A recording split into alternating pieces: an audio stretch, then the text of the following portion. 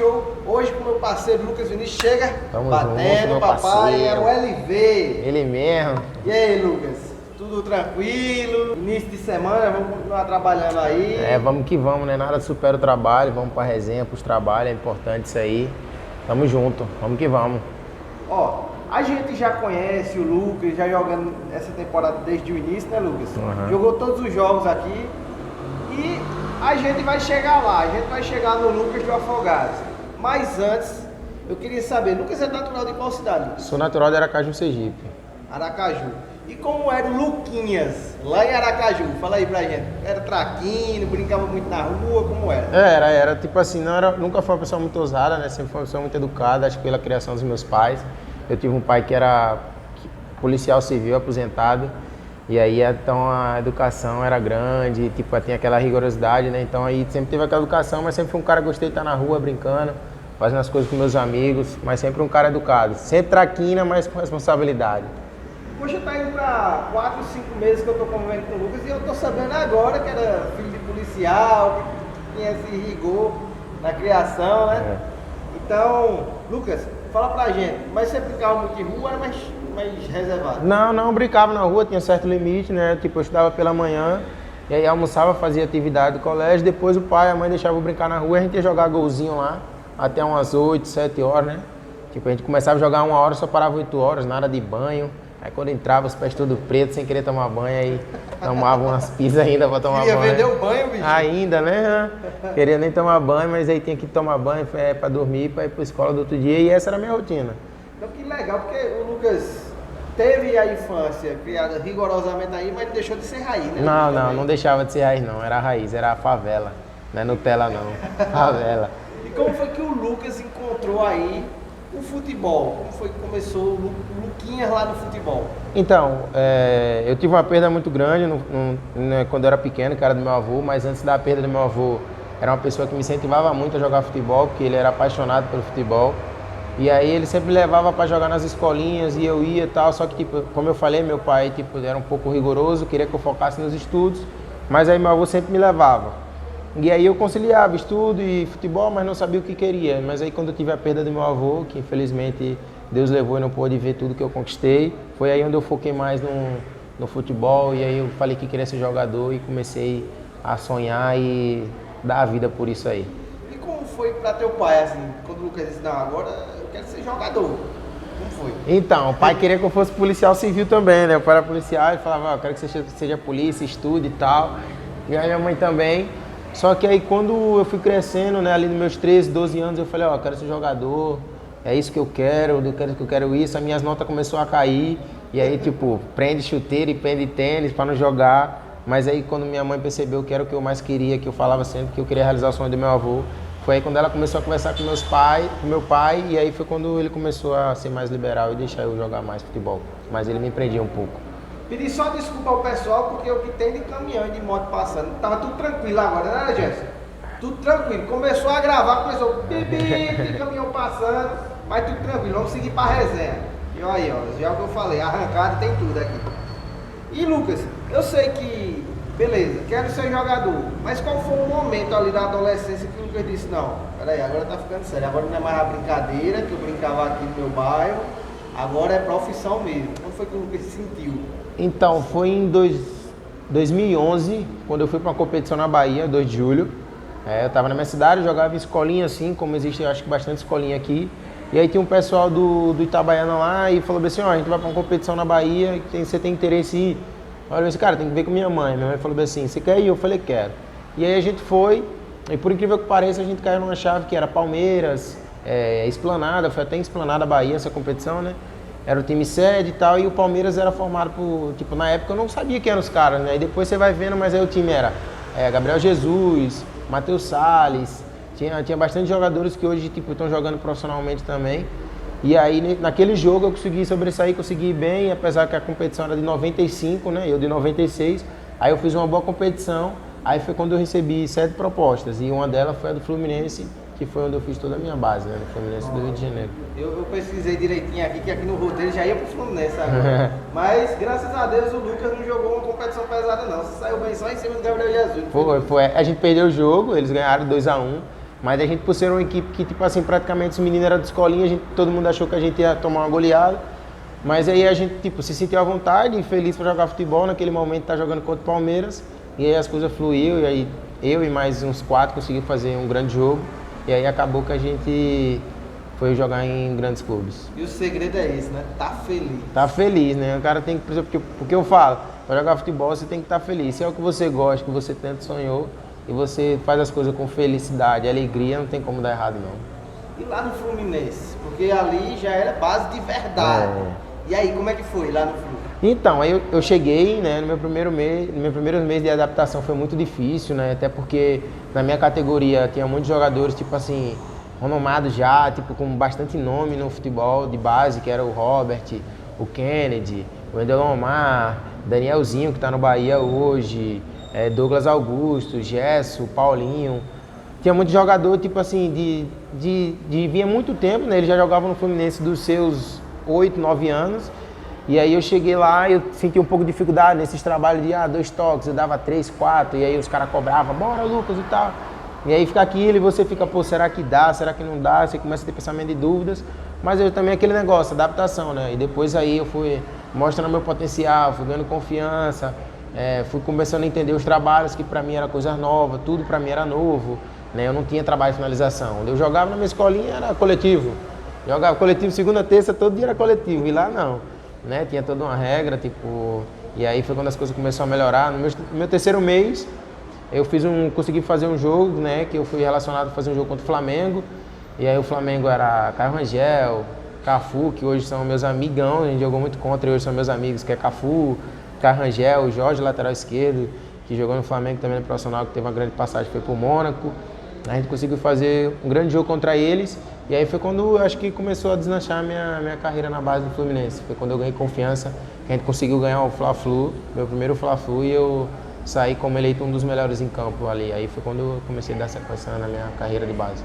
Olha as amizades do cara, pô. Jorge do Flamengo, tem Robert, tem Kennedy. Inclusive eu vou botar pra rodar aí até uma foto que tu tem, que eu peguei lá no Insta, viu? Abraçado com o Kennedy aí pra galera ver quando a gente tá conversando. Acho que tem também aqui no meu celular também, no meu celular também tem umas fotos.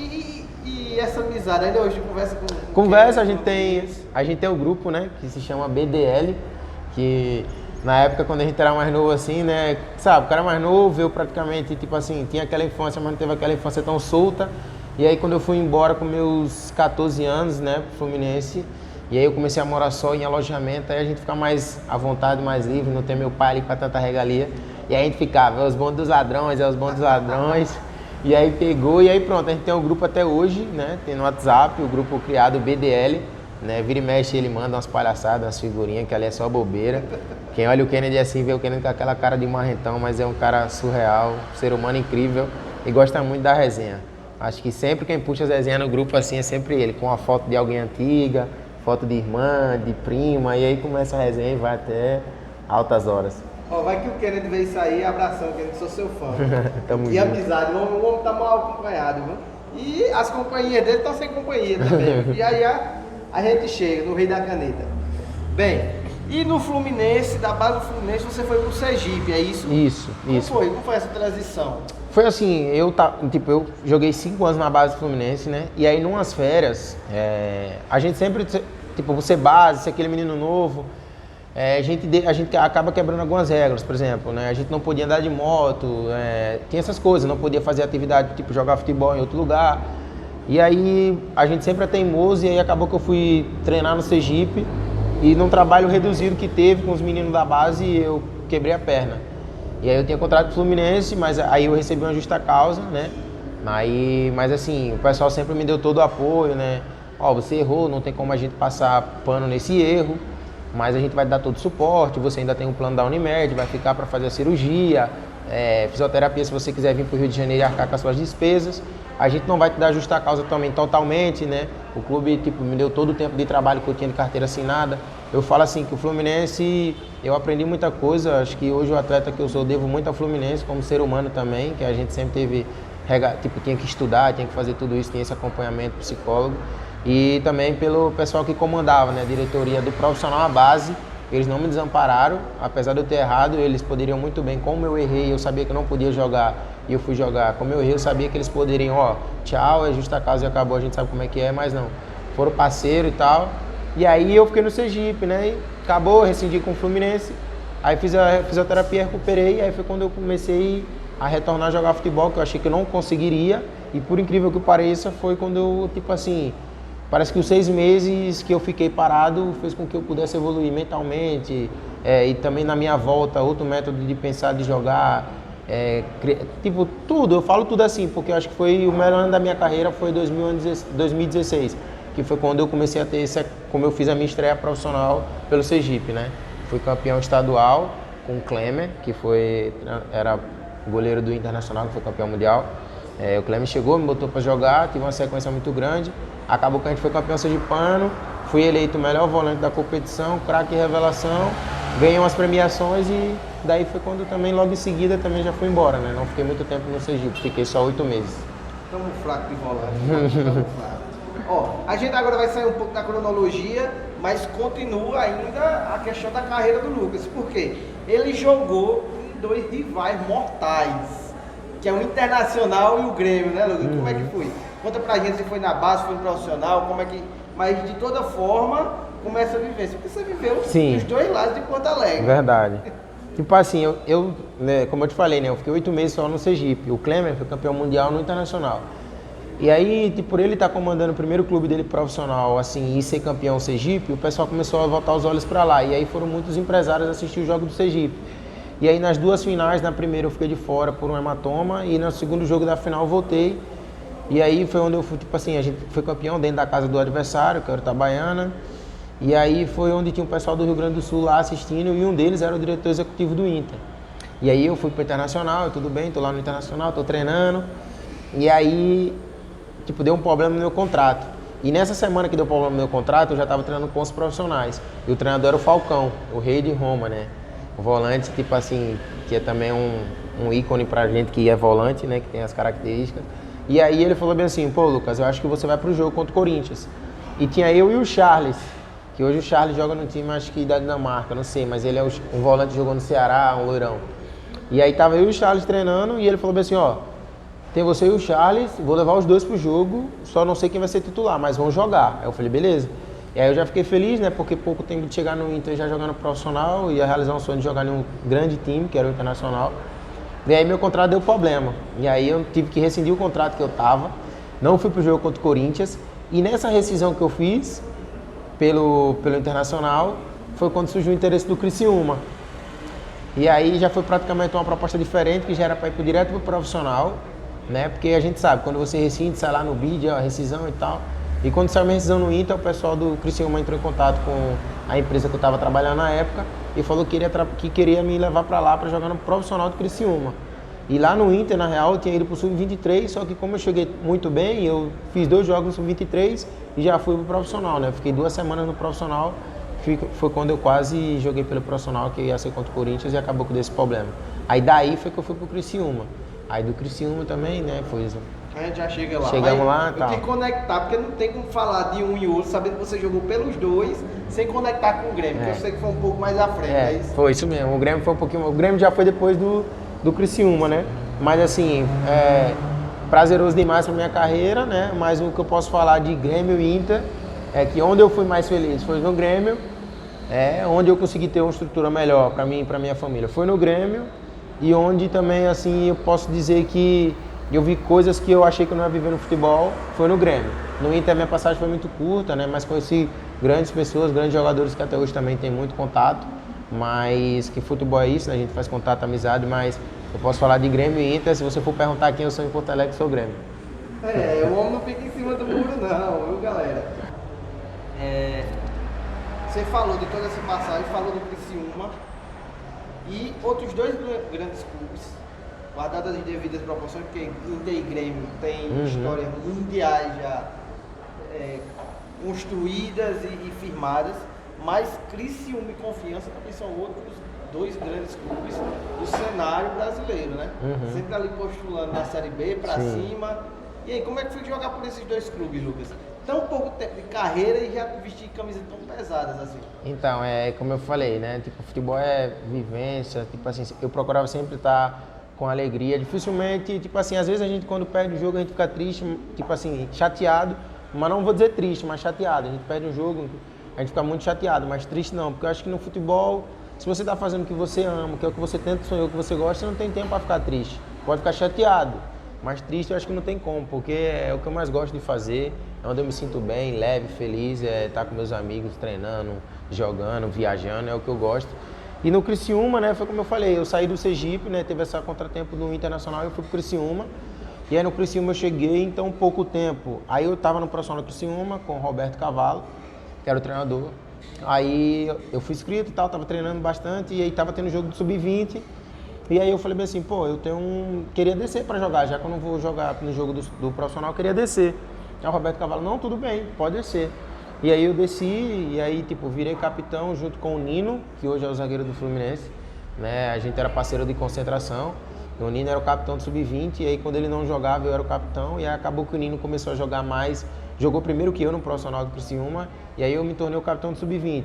E aí a gente conseguiu jogar a Copa do Brasil, onde a gente foi passando de fase, eliminamos o Grêmio, o Goiás, e perdemos pro São Paulo, né? O São Paulo no Morumbi, que era Shailon, Éder Militão, Lucas Cal, Júnior Tavares, Foguete, todos esses jogadores que hoje também estão jogando em alto níveis. A gente perdeu para eles no Morumbi. E aí foi quando acabou essa competição sub-20, aí eu também já fiquei definitivo no profissional, e o Roberto Cavalo falou, independente que tenha jogo do sub-20 e seja jogo bom, Avaí, Chapecoense, você não vai descer, você vai ficar no profissional, esqueça a sub-20. Falei, beleza, tudo bem. E aí foi quando eu comecei a ir para os jogos da Série B, né? Aí fui para os jogos contra o Paraná, fui para o jogo contra o Vasco no banco. E aí depois, quando acabou o ano, em 2017, eu fiz a pré-temporada com o David, um atacante que foi do Flamengo, que me deu aquele gol. Falou logo o gol. Não, a gente brincava muito com ele sobre isso aí, né? Quando ele falava, faz o gol, poxa, a gente olhava assim, ele quer o quê? É o quê? A gente sempre, quando era rachão, essas coisas assim, a gente dava essa descontraída, mas quando o trabalho era sério assim, era um cara que me ensinou muito sobre o futebol, por ele ser tão jovem, né, como treinador, aprendeu muito com o David. Eu acho que essa minha característica hoje que eu tenho de passe entre linhas, esse passe em velocidade, em quebra-linhas, foi ele que, tipo assim, eu já tinha essa característica, mas usava muito pouco, e aí ele fez com que eu usasse mais, porque quando você acaba quebrando uma linha, né, de meio de campo em diante, você já deixa seu time mais perto do gol. E aí eu tive essa passagem com o David no profissional, eu fiz 2 jogos no profissional na primeira liga, que foi contra o próprio Inter, no Heriberto, e depois fizemos outro jogo contra o Brasil de Pelotas, e fui para todos os jogos do Catarinense no banco, só que os volantes titulares eram o Barreto e o Doide. O Barreto hoje se encontra no Botafogo e o Doide jogando no Japão, jogando no Fluminense. E aí logo em seguida, também no Criciúma, uma passagem rápida, mas tipo assim, por ter me destacado muito no Sub-20, aí foi quando eu fui pro Grêmio. Eu fui vendido pro Grêmio, a minha primeira venda, o Criciúma estava precisando fazer dinheiro, caixa, e aí foi na época que foi vendido eu, o Marlon Fluminense, o Nino também, logo em seguida, o Doide, o Barreto, e aí foi quando eu saí pro Grêmio. E no Confiança foi isso, né? Eu estava no Grêmio, no Sub-23, aí fomos campeão, o pessoal foi campeão da Libertadores, a gente que era do Sub-23, que treinava bastante, ganhamos uma premiação também, junto com os caras, a gente treinava muito, né? Recebia muito elogio e tal, eu tive aquela vivência mesmo de profissional, né? No Grêmio a gente treinava, tinha contato muito direto com o Renato, com muita gente. E aí o Renato falou assim, ó, o Lucas precisa sair para jogar. E foi quando eu fui pro Confiança para jogar.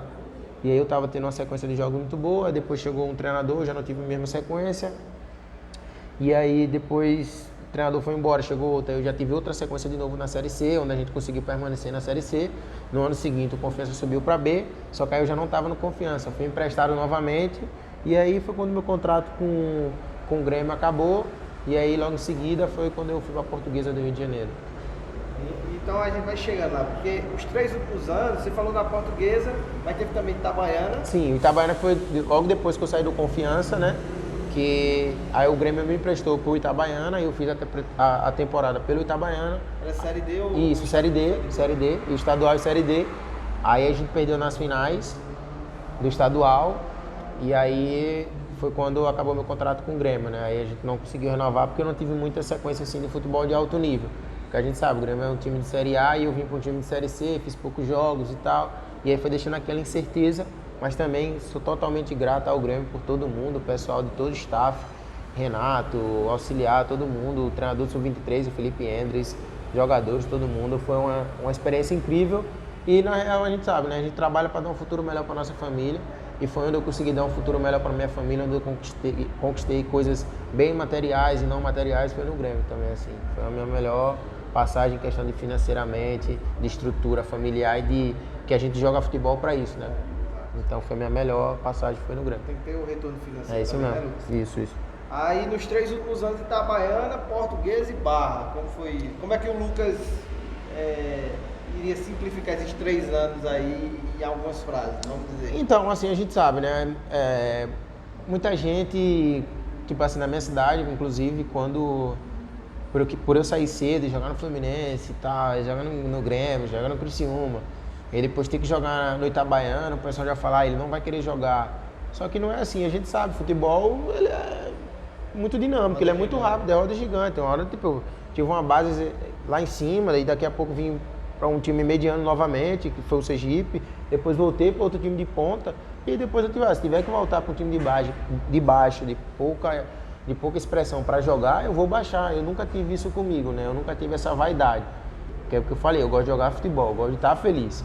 E aí foi onde eu fui para a Portuguesa, para Itabaiana, né, que eu baixei, depois vim para a Portuguesa, e aí depois foi que eu vim para o Barra, que era um time de pouca expressão na minha cidade, time de 2ª divisão, mas aí era um projeto de um grande amigo que eu fiz no futebol, na minha cidade também, é o Daniel Melo, é um grande amigo que eu fiz nesse meio termo de futebol, de amizade e tudo mais. Era um cara que ele tem um projeto de societies, né? Ele tem 2 campos na cidade, ele me dava estrutura para eu treinar e tal. Ele falou, pô, tô com um projeto, quero entrar no campo, preciso de você e tal. Eu falei, pô, tamo junto, vamos.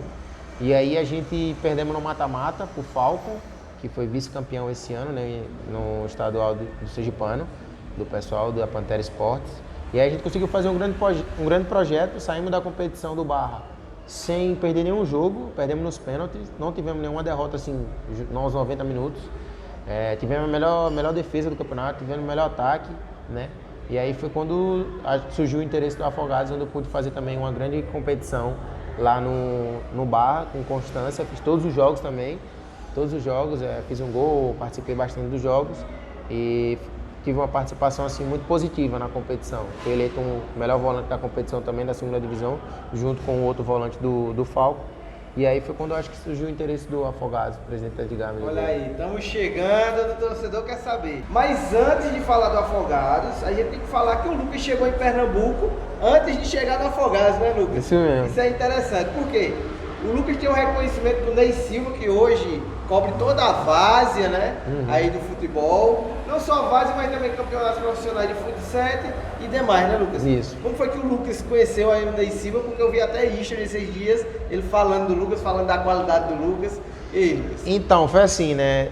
Esse cara que eu acabei de citar para você, o Daniel Melo, o dono do projeto do Barra, ele é presidente do Confiança Futsal. E eu tinha jogado no Confiança de Campo e tal, e por ter essa amizade, ele falou assim, pô, vem participar de um projeto comigo que é o Futsal e tal, pra gente fazer uma viagem e tal. Sua experiência vai contar muito e tal, você tem uma liderança muito boa, você conhece todos os meninos que fazem parte do projeto, vamos comigo para Recife. Eu falei, vamos embora. E aí a gente veio jogar aqui, e aí a gente veio jogar na época contra um time muito comentado, que era o time do Ney Silva, o Esporte da Sorte. Aí tinha esse time Esporte da Sorte e tinha o Bet Sport já, que era também outro time. Eu assisti esse jogo, eu não lembro. Então, e aí eu vim jogar, na época eu tava com cabelão, né, que eu cheguei também com cabelão. E aí a gente jogava contra o Esporte da Sorte, à noite, no nosso primeiro jogo. E aí também era a primeira competição do Esporte da Sorte, então tipo assim, o Society lá de Recife lotou, porque todo mundo queria ver o Esporte da Sorte, que era o time que Ney Silva cobria, e ele ia fazer a transmissão. E aí acabou que nesse jogo a gente ganhou com autoridade, ganhamos de goleada, acho que foi 5-2 que a gente ganhou do Esporte da Sorte. E aí eu pude fazer um bom jogo, e aí foi onde eu chamei a atenção do Ney Silva, e ele estava todos os dias acompanhando a competição, né, filmando o time do Esporte da Sorte, a Bet Sport. E aí acabava que ele viu confiança, ele, pô, negão, você é bom e tal. E aí ficou isso, pá, tá bom. E aí logo em seguida a gente também fez outro jogo contra o Sport, e eu também fui bem, e aí comecei a me destacar.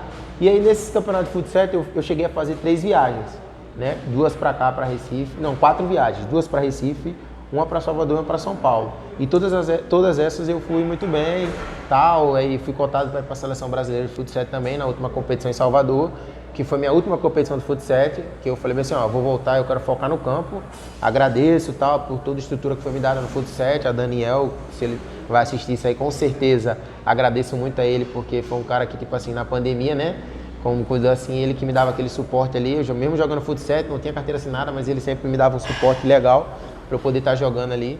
E aí foi quando eu fui para Salvador, a gente perdeu pro Bet Sport, que hoje é considerado o melhor time de futsal que existe.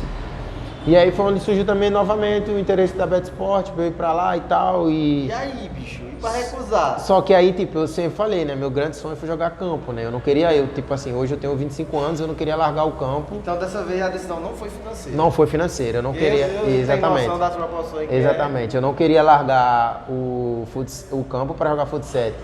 Tipo assim, por mais que o futsal seja uma coisa boa, dinâmica, mas nada se compara ao campo. Onde eu sou feliz, onde eu sei que eu consigo produzir mais, é no campo. Então eu não disse, não tem como, agradeço. E aí foi onde surgiu essa resenha com o Ney Silva. O Ney Silva me seguiu, eu segui ele, e aí ele sempre comentando minhas coisas e tal. Aí sempre que, tipo assim, tô em Recife, ele pergunta se dá pra ir no bar do Orlando, mas sempre não dá, porque a gente tem jogo, chama pra almoçar, é um cara, tipo assim, fenomenal, humilde pra caramba, né? Agradeço muito a Deus por ele. Tenho certeza também que já depois, acho que se a gente colocar lá e eu mandar pra ele, ele assiste, né? Porque tudo que eu posto, assim, vira e mexe que eu mando pra ele, ele sempre assiste, comenta lá e fala que tá torcendo por mim. Então é um cara que também agradeço muito, que através dele também eu fiquei muito conhecido em Pernambuco. Então o Ney Silva já tá convidado pra ir na concentração do Afogados. Tá, lógico, tá em casa, ele sabe que tá em casa. Eu também tive contato com o Ney Silva. Na época eu acho que ele tinha só o quê? 100 e poucos, 200 mil seguidores. Tava começando, né, a explodir mesmo. Assisti a primeira live dele, que foi com o quadrado lá do 1 para 1, que hoje é a modalidade que ele né, é pioneiro. Pioneiro, né, é ele que foi o pioneiro dessa competição. Enfim, tá convidado, viu, Ney? Vê só, chegamos no Afogados. Qual a melhor partida de Lucas pelo Afogados? O que Lucas acha? Eu poderia colocar do esporte, mas a do esporte teve um contratempo, né? Um erro, tipo assim, de comunicação, então não vou colocar do esporte porque eu não joguei o jogo todo. Mas eu creio que a minha melhor partida com a camisa do Afogados foi contra o Náutico. Contra o Náutico. Foi uma partidaça aqui, sim. muitos atletas. Isso, exatamente. Um jogo lindo pra quem assistiu aqui em Afogados da Engazeira, aquele jogo foi... Exatamente. O Náutico achou que iria ganhar, fez 2-0, achou que ia ganhar o jogo, tipo assim, que o jogo já estava decidido. E mesmo eles ganhando 2-0, a gente tinha, antes deles fazerem o gol, a gente teve chance de gols. Não conseguimos concluir em gol. Mas aí também a gente não deixou de jogar, né? Eles achou que, tipo assim, a gente ia vir com uma forma de só defender. E tanto que acabou que no final do jogo o Náutico estava pedindo para acabar o jogo, né? A gente estava 2-2, tivemos uma chance com o Anderson, clara de gol, e infelizmente ele não conseguiu fazer o gol, mas eu coloco a partida contra o Náutico, a minha melhor partida com a camisa do Afogados. Poderia colocar do esporte. Estava fazendo o primeiro tempo muito bom, estava muito confiante para jogar, com convicção de que a gente iria ganhar o jogo, mas logo após, quando a gente fez o gol, que eu saí para ser atendido, eu fui substituído de uma forma que nem eu esperava, e aí foi um erro meio de comunicação, né, mas faz parte também. Você estava machucado? Sim, achavam que eu tinha machucado, só que tipo, na real não, né, a gente sabe que tipo assim, foi meio para baixar a adrenalina ali, a gente fez o gol, e aí eu caí, fui atendido, saí, mas na hora que eu fui retornar já tinha um jogador entrando no meu lugar. Mas também entendi, na hora a gente fica chateado, mas também depois entendi. E poderia colocar esse jogo, mas vou ficar com o jogo do Náutico. E o jogo do esporte teve essa famosa caneta que eu vou botar até para passar e pedir pro Jefferson, nosso filmmaker, botar aí na tela. Ela nós passa de 800 no pescoço cordão, naquela de 1000. Elas falam isso, ela, elas falam isso, ela, elas falam isso. A caneta que inclusive viralizou no Instagram do Afogado, né? Passou no Fantástico e tudo mais. Lucas, você é viciado, vamos dizer assim, da caneta. Eu posso selecionar facinho aí umas 10 canetas que você deu durante os jogos do Afogados. Como é que você faz? Qual é a técnica para dar caneta assim? O culpado disso tudo é o Kennedy, cara. Kennedy? O Kennedy é o culpado disso aí. Porque, por exemplo, assim, quando eu cheguei no Fluminense, na base, a gente tinha muito treino de reduzido, um espaço muito curto, e 3 toques, 2 toques. E aí, quando eu cheguei, o Kennedy dava muita caneta. Eu falei, meu Deus do céu, o cara dá muita caneta, mano. Tipo assim, não tinha espaço, você achava que o cara ia estar no gol. Ele vinha, dava uma caneta de bico, pegava do outro lado. Eu falava, meu Deus, o que é isso? E aí começou a criar aquela rivalidade, né? Tipo assim, ele ficava, ó, eu dou caneta, você não dá caneta, eu dou caneta, você não dá caneta. E aí eu comecei, tipo assim, a tentar dar caneta, né? Tipo assim, uma coisa que eu não uso toda hora, e eu acho que isso aí tem que ser um recurso, quando eu acho que o cara menos espera que você tem que utilizar a caneta. E aí foi quando começou na base aquela disputa nos treinos, aí tinha jogo, por exemplo, a gente tava ganhando de 8-0 contra o Resende, contra o Macaé, e aí a gente tentava dar uma caneta, pô, a minha foi mais bonita, aí posta. Aí vira e mexe, o Kennedy às vezes manda umas canetas pra mim, quando eu posto também, eu boto no Instagram, marco ele, aí ele comenta, aprendeu direitinho e tal. Meu professor das canetas foi o Kennedy. Mas assim, como eu falo, é um recurso, né? Tipo assim, às vezes por eu ser um volante, construtor, de construir jogadas, às vezes muita gente já vem me marcada achando que, tipo assim, que eu vou me desfazer da bola, e aí é onde eu consigo dar a caneta, porque é no espaço curto e um recurso que eu tenho, né? Que também já vem da base isso, é um recurso que eu tenho. Acho que também tem muito lance de caneta, assim, é uma coisa que eu acho mais bonito no futebol. Depois do gol é a caneta, não tem como, pra mim depois do gol a caneta é uma coisa muito bonita assim, e às vezes da forma que ela é, né, tipo assim, acho que quando ninguém menos espera, que sai uma caneta assim, todo mundo tá, aí eu acho que que danado de bota é essa, rapaz? E às vezes quebra uma linha de marcação. Sim, exatamente. Às vezes você tá numa linha de fundo da caneta e sai de frente do punho. Exatamente. É recurso, né? E, tipo assim, como eu falo, não é pra desmerecer ninguém, é um recurso e às vezes você tá num espaço curto e o que você tem que fazer é isso, né? Se você for ver, a maioria das minhas canetas é sempre num espaço curto, numa tomada de decisão muito rápida e onde eu sempre tenho cobertura. Eu nunca faço sem ter alguém, né? Porque se eu perder a bola, tem alguém para recuperar ou então eu matar a jogada. Eu nunca sou de dar uma caneta, vamos supor, na zaga. Tô lá na zaga, vou dar uma caneta. Não, nunca ninguém vai fazer isso.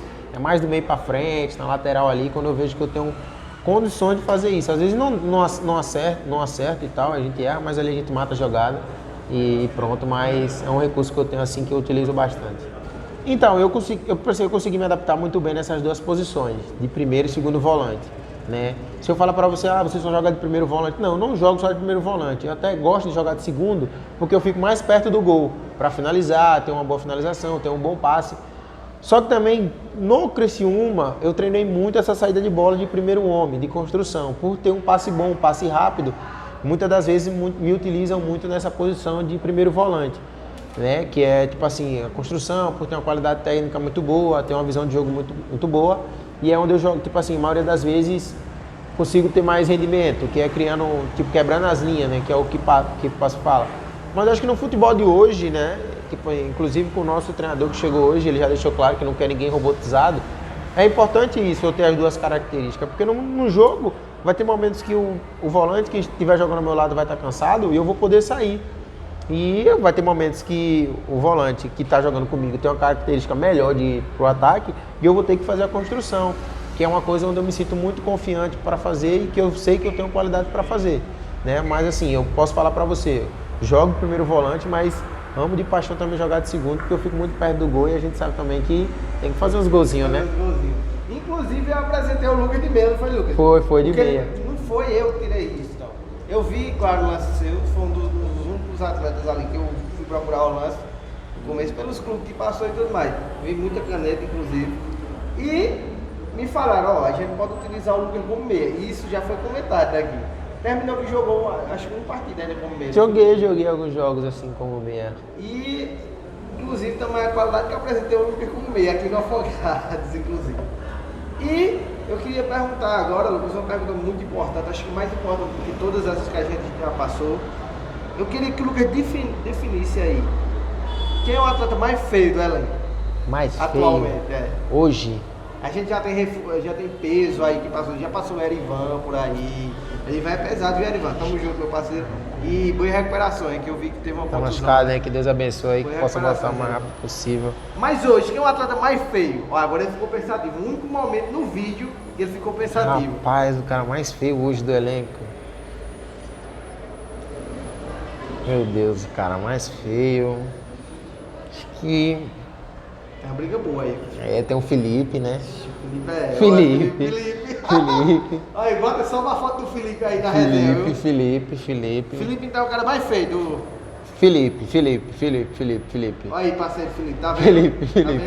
Felipe. Lá tinha cansado, meu Felipe. Felipe tem 25, né? Parece que tem 30 já, pô. O senhor Felipe parece que tem 30, veterano, pô, Felipe. Ó, agora depois do clima baixar aqui, obrigado Felipe por proporcionar esse momento ótimo. Mas fala pra gente o que é que tira de aprendizado desse campeonato pernambucano, que não teve resultados que a gente esperava ter, pela qualidade do elenco, né? Às vezes as coisas não encaixam, enfim. O que é que o Lucas acha que a gente tira como aprendizado e qual a expectativa aí para a Série D? Então, de aprendizado, o que a gente pode tirar, eu acho que é o que não pode faltar nessa Série D, que é acreditar. Né? A gente teve muitos jogos onde a gente estava perdendo num placar, vamos supor, de 2-0, né? Náutico, Veracruz, e a gente conseguiu empatar. E sempre empatando e terminando o jogo com chances claras de ganhar a partida. Então isso mostra que a gente leva de aprendizado é acreditar. A gente tem que acreditar muito no nosso potencial. Acho que jogador de futebol, ele não pode perder a confiança nele mesmo, né? Então, acho que a gente tem que acreditar nisso. E, esquecer o pernambucano, como você falou, pelo grupo que foi formado, não era o que a gente queria. A gente tinha totais condições de estar jogando uma final de campeonato pernambucano. Mas a gente sabe também que o futebol encaixa, né? Não encaixou. A gente vai encaixar ali praticamente já no final da competição. A gente vai encaixar e já era tarde demais, a gente sabe. E a Série D não pode ser igual ao pernambucano. Tenho certeza, não só eu, mas todos os meus companheiros, a gente tem convicção de que a gente tem que fazer, bons jogos, tem que vencer e convencer, né? Não pode faltar vontade. Acho que o jogo de ontem, onde a gente não saiu com a vitória, mas em nenhum momento a gente viu um time sem vontade. Acho que possa ser que a gente não possa ter criado, mas sem vontade, acho que isso não pode faltar na gente, porque a Série D já joguei e sei como é que é. Você tem que ter muita vontade e qualidade também para poder fazer os resultados e sempre ganhar em casa e pontuar fora, porque se você for ver no nosso grupo, todos os times que jogou, né, em casa ganharam. Então a Série D é isso. Eu acho que brasileiro é isso. Acho que você tem que fazer o dever de casa e sempre arrancar um pontinho fora de casa, que no final as coisas dão certo. E o que é que o Lucas, para finalizar agora, o que é que o Lucas quer para o futuro do Lucas? Então, eu vim para o Afogados, né? Aceitei a proposta do Afogados porque já conheci o Afogados. Comecei a conhecer o Afogados depois daquela história contra o Atlético Mineiro. Abraço, Galão! E tinha um zagueiro que estava jogando aqui, o Everton. Joguei contra ele a minha primeira final. Gente boa, Everton. Ele era do Itabaiana. E foi minha primeira final, então aí a gente sempre acompanha por ter feito uma amizade, então a gente acompanha jogador tal, então aí eu acompanhava o Afogados e tal. E aí eu falei assim, já sempre vi que o Afogados sempre fazia bons pernambucanos, e eu falei assim, eu quero ir para o Afogados porque eu quero dar uma retomada na minha carreira, por ser um cara jovem e ter condições e qualidade para dar uma retomada, jogar em alto nível, eu quero ir para o Afogados, né? Fico muito feliz pelo carinho que eu recebi de toda a torcida. Até agora, quando a gente, né, foi de folga do pernambucano, eu recebi algumas propostas e a gente até brincava, né? Não sai não, o Lucas brincava comigo, eu digo, Lucas, não sai não, pelo amor de Deus, pra não me matar de desbucho. E aí eu em casa eu recebi a mensagem de bastante torcedores falando para eu voltar aqui, para eu fazer a Série D aqui, para a gente subir e tal. E por criar esse carinho, né?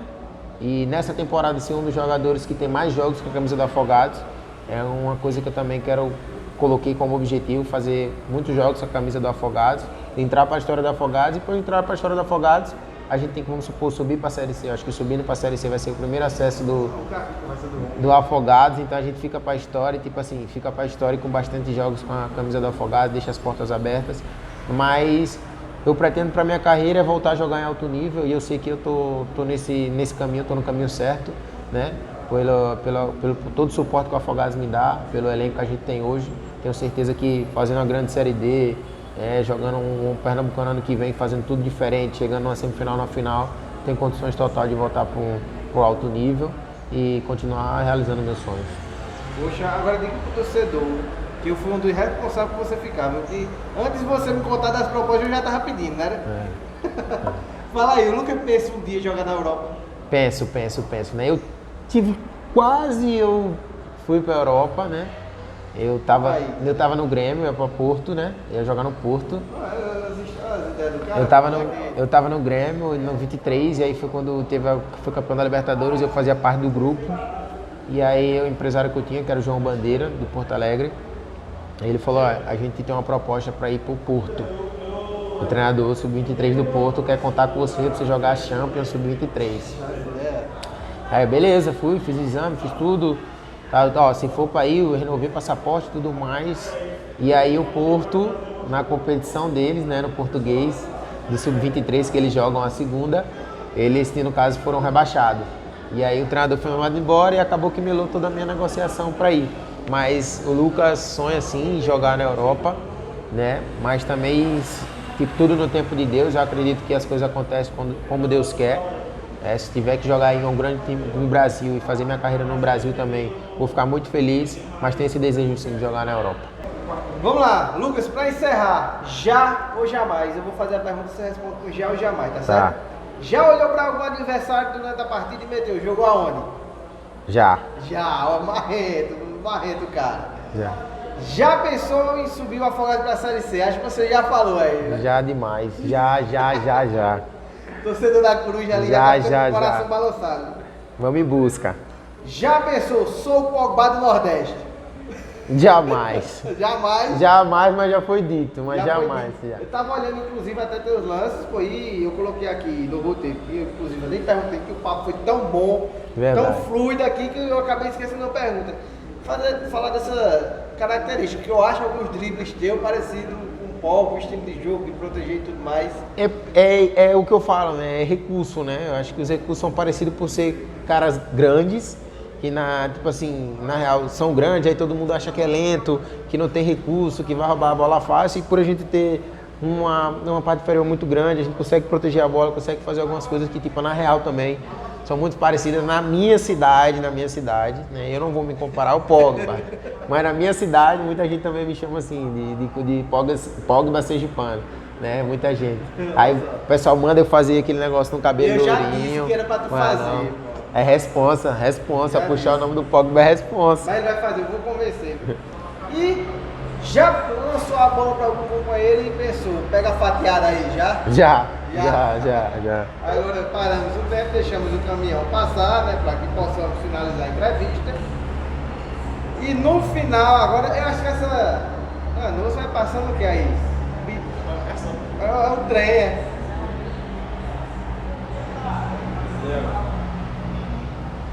E para encerrar, Lucas, já pensou quando deu aquela caneta? Puxa, eu sou embaçado, hein?